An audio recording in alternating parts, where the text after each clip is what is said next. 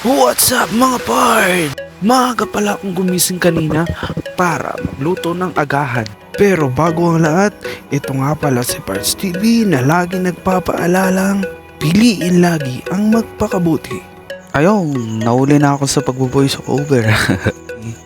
Tapos na pala dyan na pakuluan yung talong at hinimas-imas ko na din dyan yung kanin. Tapos kung hinimas yung kanin, ayan, pinirito ko na rin yung luncheon meat na toasted. Pa nagtatanong bakit daw sinusunog ko yung luncheon meat ko dyan, mga kabards, is gusto kasi namin is toasted para pag kahit lumamig, crispy pa din.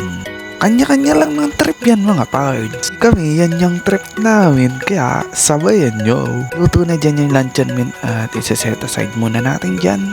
Magtitignan yung mga loads para talagang sunog eh. Hindi, crispy yan. Nyo ba kahit ganyan naka-crispy yan eh. Pag lumamig yan eh, malambot pa din.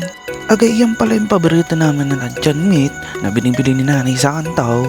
Every week, meron nabibili si nanay 2 pack niyan. Kasi nga, pag umaga, yung niluluto namin, easy cook talaga, hotdog, tsaka yan, pati itlog. Pag naluto yan ng mga ulam na yan, ay patay na naman yung kanin, matataob na naman yung kanin.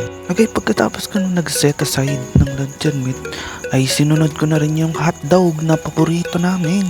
2 piraso lang na bossing yan, bossing, baka naman.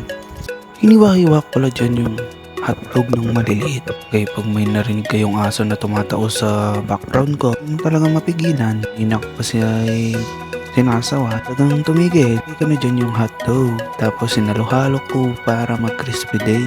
Bakit kayong pamilya namin mahilig sa crispy? Pero pinanganak lang kaming crispy. Uy! Ayan, medyo ano lang yan. Mabilis lang lutuin yung hotdog. Kaya yung hotdog na yan, may cheese pa yan. Kasi pag inatin mo pala yung cheese ay lumalabas pag ganoon. Lagay sa puntong ito ay luto na din. Set aside na natin. Lagay natin sa side ng luncheon meat. Ay pinagsama ko na lang nilalagyan ng luncheon meat tsaka yung hotdog. Pagkatapos mo maluto yung hotdog, gusto ko din ma-set aside dyan para maluwang naman yung space ko. Paglulutuin ko na napasunod yung kanin na dito, yung sinangag.